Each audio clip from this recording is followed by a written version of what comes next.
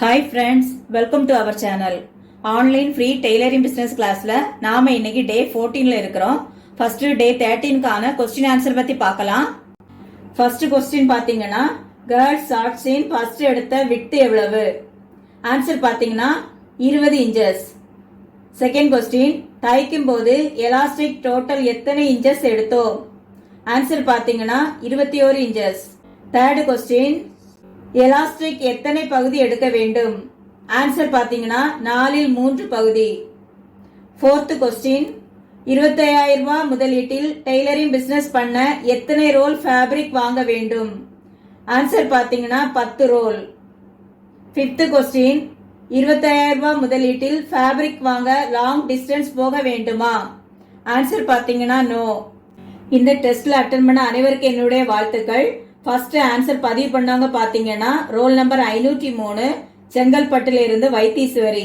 Second answer பதிவு பண்ணவங்க roll number 456 செங்கல்பட்டுல இருந்து தங்க புஷ்பம். தேர்ட் ஆன்சர் பதிவு பண்ணவங்க ரோல் நம்பர் 175 திண்டுக்கல்ல இருந்து தஸ்லீம். இந்த 3 பேருக்கும் என்னுடைய ஸ்பெஷல் வாழ்த்துக்கள். ஓகேங்களா? நம்மளுடைய ஆன்லைன் ஃப்ரீ டெய்லரிங் பிசினஸ் கிளாஸுக்கு ஜாயின் பண்ண விரும்புறவங்க உடனே உங்க பெயரையும் உங்க மாவட்டத்தின் பெயரையும் இந்த வீடியோ கீழே உள்ள கமெண்ட் பாக்ஸ்ல பதிவு பண்ணுங்க. நானும் உடனே உங்களுக்கு ரோல் நம்பர் கொடுத்துருவேன். ஓகேங்களா? உங்களுக்காக நான் இந்த வீடியோ கீழே உள்ள டிஸ்கிரிப்ஷன்ல டெய்லரிங் பிசினஸ் கிளாஸ் பிளேலிஸ்ட் லிங்க கொடுக்குறேன். அதை கிளிக் பண்ணி டே 1ல இருந்து பாருங்க. அப்போதான் உங்களுக்கு இந்த கிளாஸை பத்தி நல்லா புரியும், நல்லா கத்துக்கிட முடியும். ஓகேங்களா? நாம இன்னைக்கு டெய்லரிங் கிளாஸ்ல 1ல இருந்து 2 வயசு குழந்தைகளுக்கான பெட்டிகோட் கட் பண்ணி தைக்கிறத பத்தி பார்க்கலாம். நான் ஏற்கனவே 2ல இருந்து 3 வயது குழந்தைகளுக்கான பெட்டிகோட் வீடியோ அப்லோட் பண்ணியிருக்கேன். அதனுடைய கட்டிங் ஸ்டிச்சிங் வீடியோ லிங்க இந்த வீடியோ கீழே உள்ள டிஸ்கிரிப்ஷன்ல கொடுக்குறேன். தேவைப்படுறவங்க கிளிக் பண்ணி பாருங்க. ஓகேங்களா? இது பெட்டிகோட் தானேன்னு சர்வ சாதாரணமா விடக்கூடாதுங்க. இதுதான் ஃப்ராக் தைப்பதற்கான அடிப்படை. இந்த பெட்டிகோட்டை நாம நல்லா பிராக்டிஸ் பண்ணனா நாம எந்த ஃப்ராக்கையும் ஈஸியாக கட் பண்ணி தைக்க முடியுங்க. அது எந்த வயதுல உள்ளவங்கனாலும் சரி நாம ஈஸியா கட் பண்ணி தைக்க முடியும். சோ பெட்டிகோட் என்பது ஃப்ராக் தைப்பதற்கான அடிப்படை. அதனால நீங்க இனி நிறைய ஃப்ராக் தைக்க போறீங்க. ஃபர்ஸ்ட் நாம கட் பண்ணிடலாமா? ஃபர்ஸ்ட் நாம பெட்டிகோட்டுடைய டாப்பை கட் பண்ணி எடுத்துக்கலாம். டாப்பினுடைய உயரம் பாத்தீங்கன்னா 9 இன்ச்சு. 9 இன்ச்சு நாம அளவெடுத்து கட் பண்ணிக்கலாம்.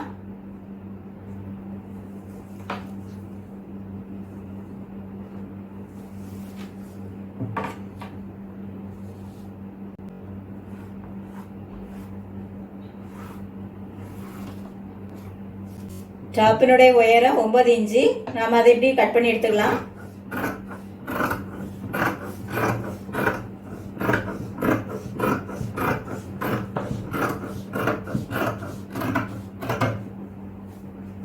ஃபர்ஸ்ட் இதை ஈவனா வெட்டிக்கலாம்.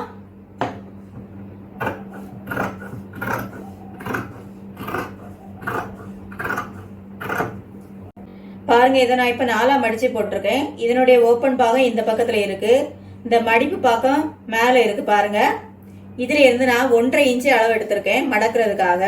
பாருங்க, இதுல இருந்து நான் 1.5 இன்ச்சு அளவு எடுத்திருக்கேன். 1.5 இன்ச்சு அளவு எடுத்துட்டு இந்த மடிப்பு பாகத்தை நான் இதுல வச்சிருக்கேன். கழுத்தினுடைய விட்த் பாத்தீங்கன்னா 2 இன்ச்சு. Shoulder 2.5 inch. கழுத்து உயரம் 2.25 இன்ச்சு.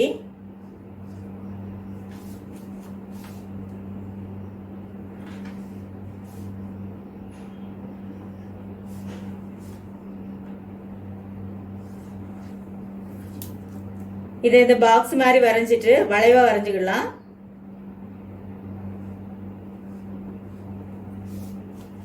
இதை மடிக்கிறதுக்காக விட்டுருக்கோம், அதனால இதை இந்த மாதிரி நம்ம சரிவா வரைஞ்சுக்கலாம். கட் பண்றதுக்கு ஷோல்டர் 2.5 இன்ச்சு எடுத்திருக்கோம்.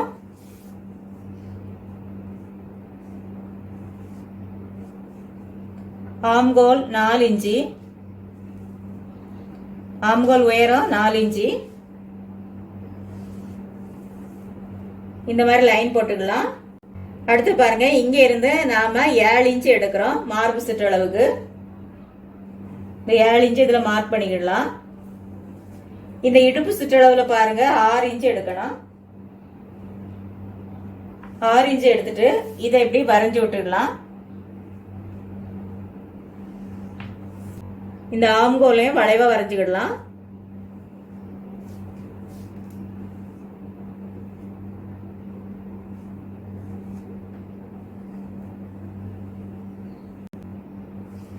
இப்ப நாம இத கட் பண்ணி எடுத்துக்கலாம்.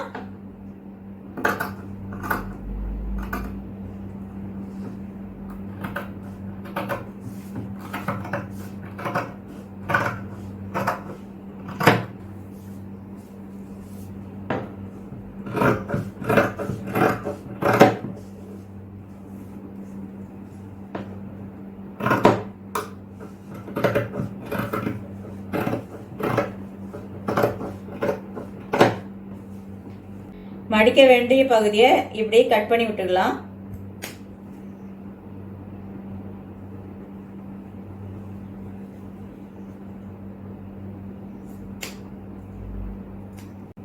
இப்ப நாம டாப் கட் பண்ணியாச்சு. இனி பாட்டம் கட் பண்ணலாம். பாட்டம் உயரம் பாத்தீங்கன்னா 12 இன்ச்சு.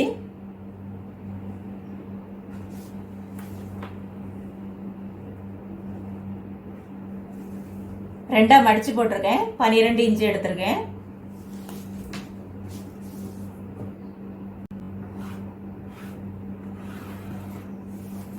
இதை கட் பண்ணி எடுத்துக்கலாம்.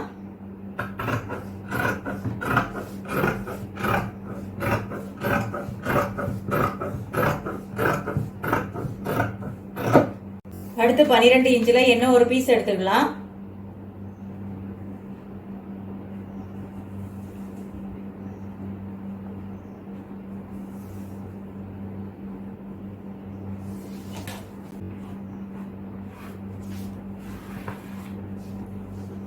இதையும் இப்ப கட் பண்ணி எடுத்துக்கலாம்.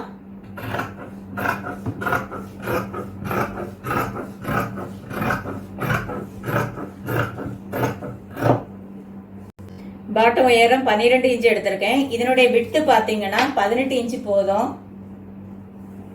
அதனால நம்ம இதை கட் பண்ணி எடுத்துக்கலாம்.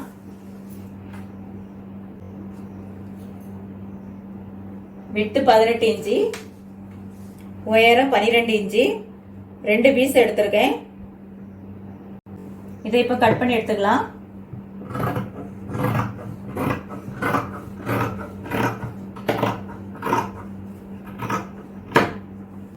இந்த மெட்டீரியலுடைய விட்டு அதிகம், அதனால தான் நான் அதை கட் பண்ணி எடுத்திருக்கேன்.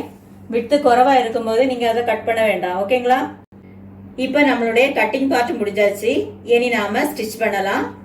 ஃபர்ஸ்ட் நாம பாட்டம் துணியை மாத்தி வச்சுக்கலாம். டாப்பை நம்ம ஸ்டிச் பண்ணலாம்.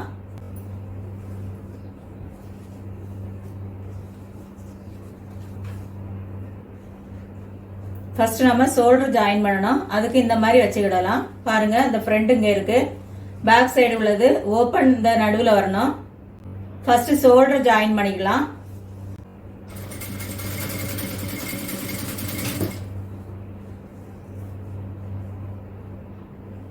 பாருங்க, இந்த அளவுக்கு ஜாயின் பண்ணிக்கலாம்.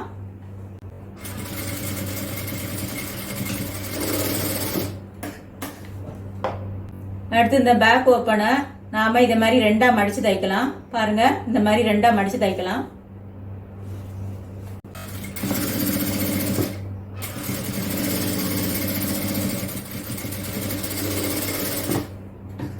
இதுல எக்ஸஸா இருக்கதை கட் பண்ணி எடுத்துக்கலாம். அதே போல இந்த சைடும் இந்த மாதிரி ரெண்டா மடிச்சு தைச்சுக்கலாம்.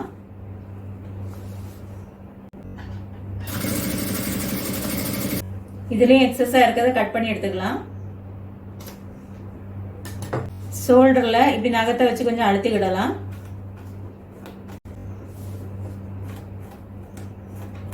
அடுத்து பாருங்க, இந்த கழுத்து பகுதியில இந்த மாதிரி ரெண்டா உருட்டி தைக்கணும். பாருங்க, இந்த மாதிரி ரெண்டா உருட்டி தைக்கணும். கொஞ்சம் கொஞ்சமா உருட்டி தைக்கலாம், அப்பதான் கரெக்டா வரும்.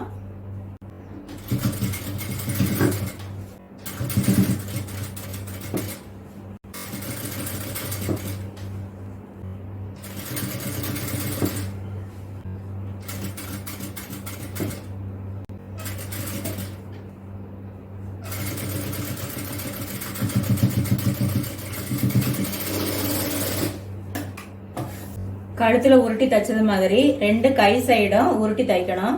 பாருங்க, கொஞ்சம் கொஞ்சமா இந்த மாதிரி உருட்டி தைக்கலாம்.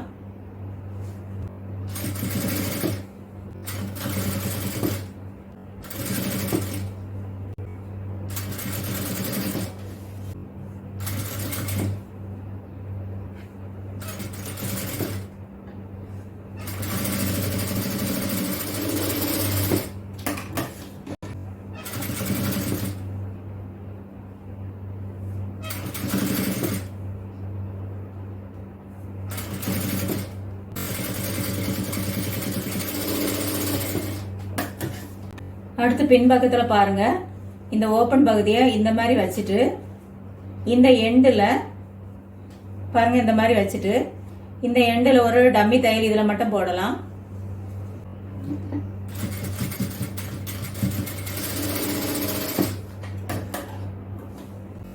அடுத்து ஃப்ரண்டில் இந்த ஷோல்டருக்கு நேராக 3 இன்ச்சு அளவுக்கு உயரம் எடுத்துட்டு நாம இதில் ஒரு டாட் பிடிக்கலாம்.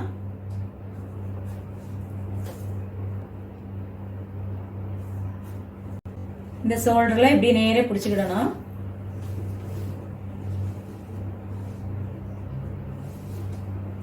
இதுல இருந்து இது வரை டாட் பிடிக்கலாம்.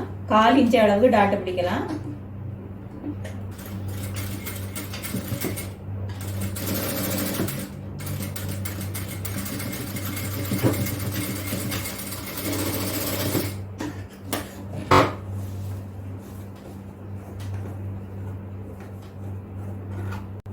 அதே போல இந்த பக்கத்துலயும் நாம இத கரெக்டா ஷோல்டர்ல இருந்து நேரே கரெக்டா பிடிச்சு டாட் பிடிக்கலாம்.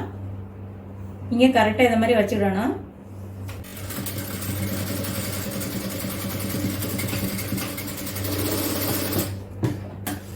டாட் பிடிச்சது இந்த மாதிரி நகத்தா வச்சு அழுத்திக்கிடலாம். அடுத்து இந்த பக்கத்துல 1 இன்ச்சு தையலுக்காக நம்ம விட்டு தைக்கலாம். இங்க இருந்து 1 இன்ச்சு எடுத்துட்டு இங்க இருந்து 1 இன்ச்சு எடுத்துட்டு இதை எப்படி ஜாயின் பண்ணிக்கலாம். இந்த மாதிரி தைக்கலாம்.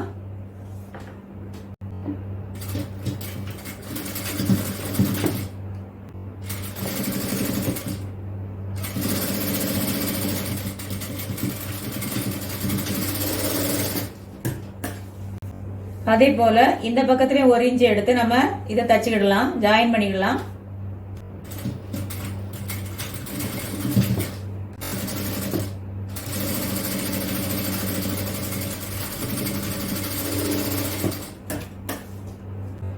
இதுல கூட ஒரு தையல் போட்டுக்கலாம்.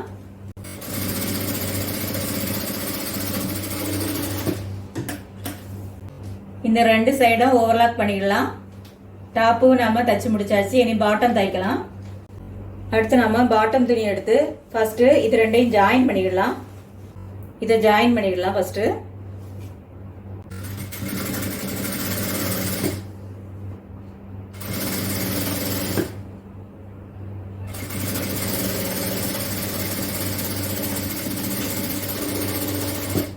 அதை அப்படியே ஓவர்லாக் பண்ணிடலாம். அடுத்து இந்த பாட்டத்துல 1 இன்ச்சு அளவு எடுத்து மடக்கி தைக்கலாம்.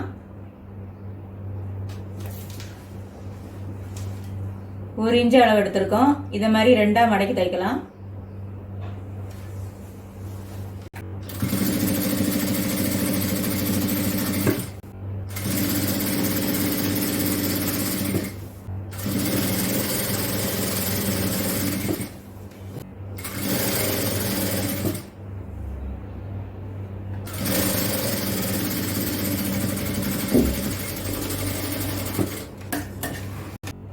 அடுத்தது இதை 4ஆ மடிச்சு இதை மாதிரி மார்க் பண்ணிக்கிடலாம். அடுத்து நாம இந்த இடுப்பு சுற்றளவை அளந்துக்கிடலாம். டோட்டல் 18.5 இன்ச்சு வருது. அதை 4ஆ பிரிச்சு நாம இப்போ சுருக்கு வைக்கலாம்.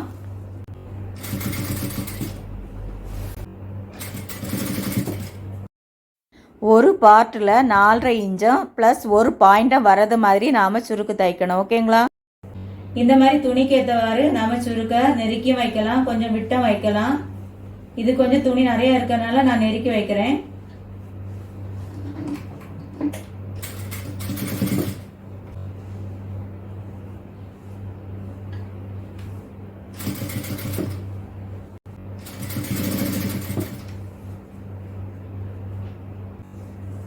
இதுல துணி நிறைய இருக்கிறதுனால நான் கை விரல்னாலே சுருக்கு வச்சிடுறேன்.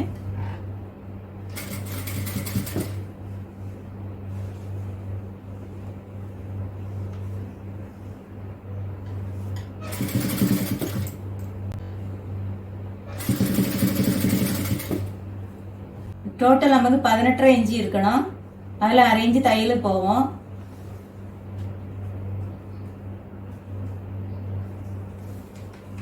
இடையில இடையில இந்த மாதிரி இடுப்பு சுற்றளவை அளந்து பார்த்துக்கிடணும்.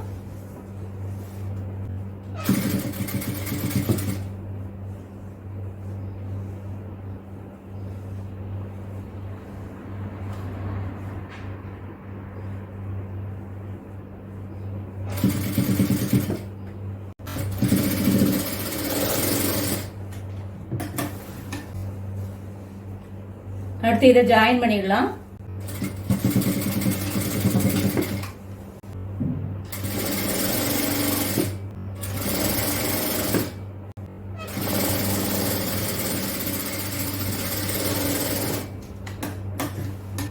அடுத்து பாருங்க, இந்த டாப்பை இப்படி உள்ளாடி வச்சுட்டு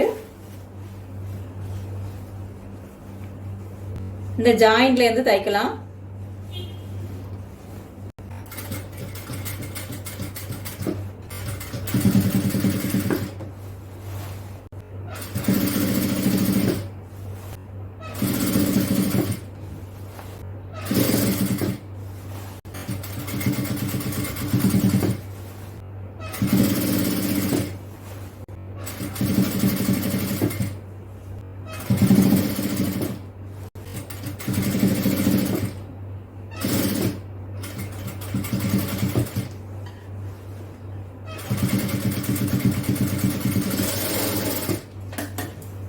பாருங்க, இதுல துணி விட்டு அதிகமா இருந்தனால நமக்கு சுருக்கு நிறைய வந்திருக்கு.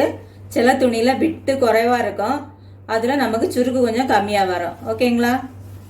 2 பட்டன் வச்சிருக்கேன், பிரஸ் பட்டன்.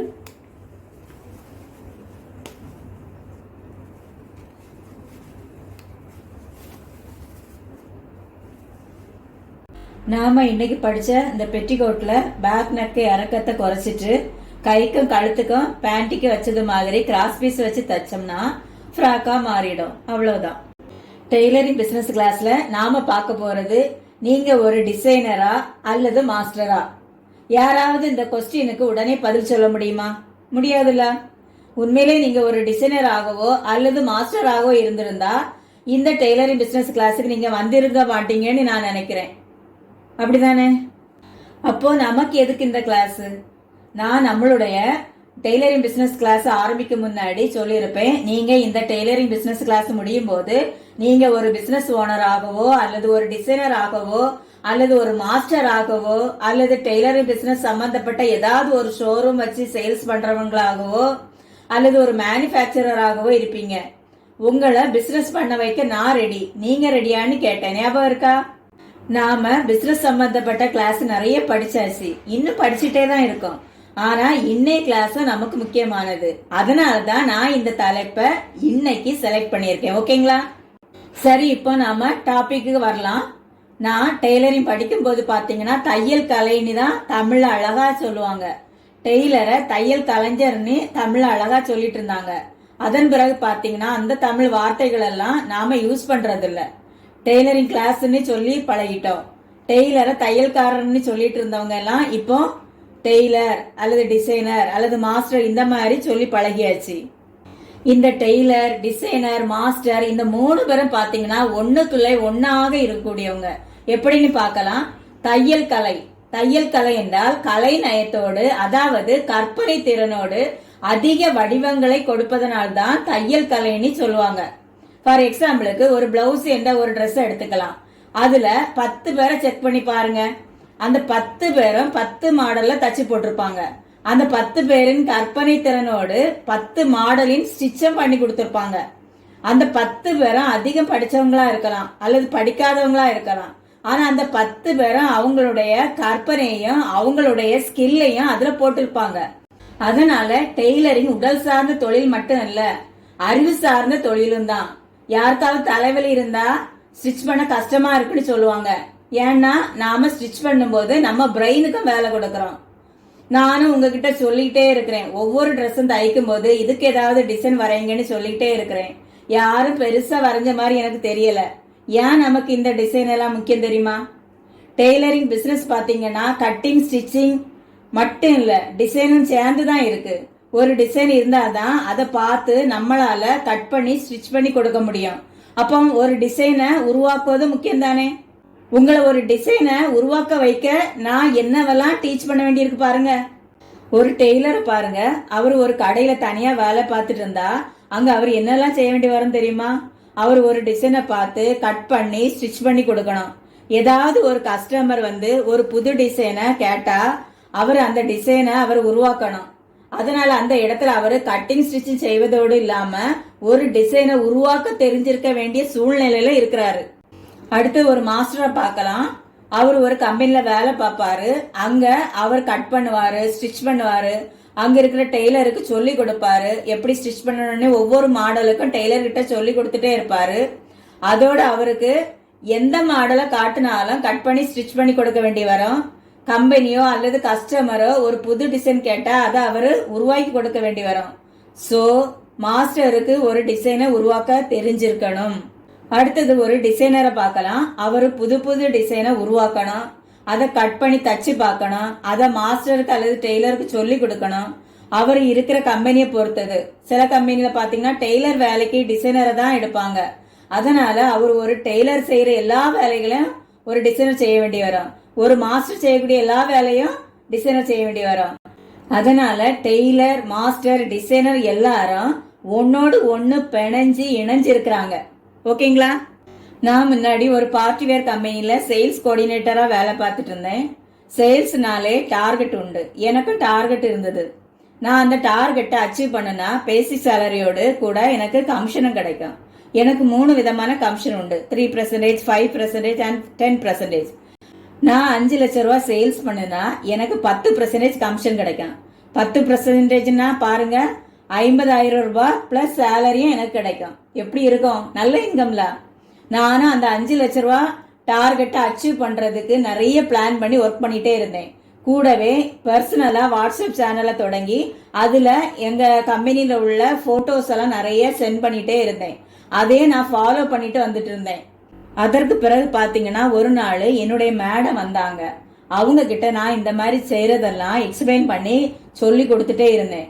உடனே அவங்க சொன்னாங்க, இதெல்லாம் காப்பிரைட் டிசைன். நீ பர்சனலா சென்ட் பண்ணும்போது ப்ராப்ளம் வரும்னு என்ன புரிய வச்சாங்க. எனக்கு தெரியும், அந்த ட்ரெஸ் எல்லாம் இன்னொரு நாட்டுல இருந்து இம்போர்ட் பண்ணிட்டு இருக்கக்கூடியதுன்னு எனக்கு நல்லா தெரியும். என்னுடைய சேல்ஸ் ட்ரீம் எல்லாம் ஒரு பெரிய பலூன் மாதிரி அந்த டைம்ல இருந்து அத ஒரு சின்ன பின்னால குத்தி அத்தனை காத்தையும் இறக்கி விட்ட மாதிரி அந்த டைம்ல எனக்கு இருந்தது. நானும் என்னுடைய பர்சனல் வாட்ஸ்அப் சேனல் எல்லாம் டிலீட் பண்ணிட்டேன். இதெல்லாம் எதுக்காக நான் உங்ககிட்ட சொல்லிட்டு இருக்கேன் தெரியுமா? டிசைனுங்கிறது எவ்வளவு முக்கியம்னு நீங்க தெரிஞ்சுக்கிறதுக்கு தான் நான் இதெல்லாம் உங்கள்கிட்ட சொல்லிட்டே இருக்கிறேன். இதே போல எல்லாரும் தங்களுடைய டிசைனை காப்பிரைட் பண்ணிட்டாங்கன்னா என்ன செய்ய முடியும்? நாம தான் புதுசா புதுசா டிசைனை உருவாக்கணும். அதைத்தான் நான் உங்களுக்கு திரும்ப திரும்ப சொல்லிக்கிட்டே இருக்கிறேன். இந்த ஃப்ராக்கை பாத்தீங்கன்னா நான் 2ல இருந்து 3 வயது குழந்தைகளுக்கான பெட்டிகோட் வீடியோ அப்லோட் பண்ணியிருந்தேன். அதே அளவை வச்சு எப்படி ஒரு ஃப்ராக்கை டிசைன் பண்ணி பார்க்கலான்னுட்டு ட்ரை பண்ணதுதான் இந்த ஃப்ராக் டிசைன். இந்த கழுத்தை சுத்தி நார்மல் நீடில்ல ஆரி ஒர்க் பண்ணணும்னு தான் நான் இந்த மாதிரி கழுத்தை கொடுத்தேன். ஆனா பாத்தீங்கன்னா ஆரி ஒர்க் நான் பண்ணல. கையில கிராஸ் பீஸ் வச்சு பைப்பிங் வச்சிருக்கேன். இடுப்புல ஒரு பெல்ட் மாதிரி பட்டி தச்சிருக்கிறேன். பின்னாடி கட்டுறதுக்கு 2 ரோப் வச்சிருக்கேன். பின் கழுத்துல இறக்கம் 1.5 இன்ச்சு தான் வச்சிருக்கேன். இந்த மாதிரி ஒரு சரியான அளவை தெரிஞ்ச ஒரு ட்ரெஸ்ஸை எடுத்துக்கோங்க. அதுல உங்க கற்பனை திறனை ஒரு டிசைனா வரைஞ்சி பாருங்க. அதை கட் பண்ணி தச்சு பாருங்க. இந்த மாதிரி ட்ரை பண்ணிட்டே இருந்தீங்கன்னா நீங்களும் ஒரு யூனிக்கான டிசைனை உருவாக்க முடியும். உங்களுக்குள்ளேயும் திறமைகள் இருக்கு, அதையெல்லாம் வெளியே கொண்டு வாங்க. உங்களாலையும் முடியும். டெய்லரிங் வேலைங்கிறது கலை நுட்பங்களை கொண்டது. அதனால உங்க எல்லார்கிட்டையும் அந்த கலை நுட்பங்கள் இருக்கும். உங்களுக்கு தெரியாமலே நிறைய கலை நுட்பங்கள் உங்ககிட்ட இருக்கு. அதை வெளியே கொண்டு வாங்க. நீங்க படிச்சுட்டு இருக்கிறது சாதாரண படிப்பு இல்லைங்க, டெய்லரிங் பிசினஸ் கிளாஸ். இதுல இந்த மாதிரி எக்ஸ்ட்ராடினரி கிளாஸ் எல்லாம் இருக்கும். அதை படிச்சு செயல்படுத்துங்க. ஓகேங்களா? நானும் கேர்ள்ஸ் ஆர்ட்ஸ்ல ஒரு டிசைன் தச்சிருக்கிறேன். அதை நான் கார்பரேட் டிசைனா கொண்டு வரலாம்னு இருக்கிறேன். அதை விரைவில் நீங்க பாப்பீங்க.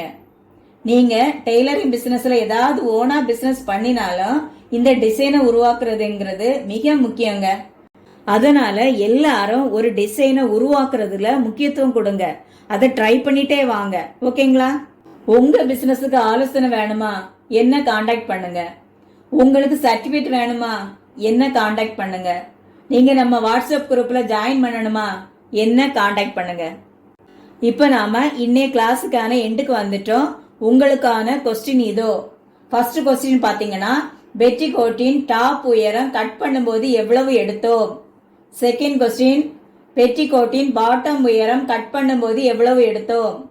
தேர்ட் கொஸ்டின், தமிழில் சொல்லும் தையல் கலைஞர் என்பவரை இப்போது எப்படி இங்கிலீஷில் சொல்லிக் கொண்டிருக்கிறோம்? 4th கொஸ்டின், கலை நயத்தோடு கற்பனை திறனோடு அதிக வடிவங்களை கொடுப்பது எது? 5th கொஸ்டின், ஃப்ராக் தைப்பதற்கான அடிப்படை எது? இந்த வீடியோ உங்களுக்கு பிடிச்சிருந்தா ஒரு லைக் பண்ணுங்க. இது வரைக்கும் சப்ஸ்கிரைப் பண்ணலைன்னா உடனே சப்ஸ்கிரைப் பண்ணிருங்க. தேங்க்யூ ஃபார் வாட்சிங்.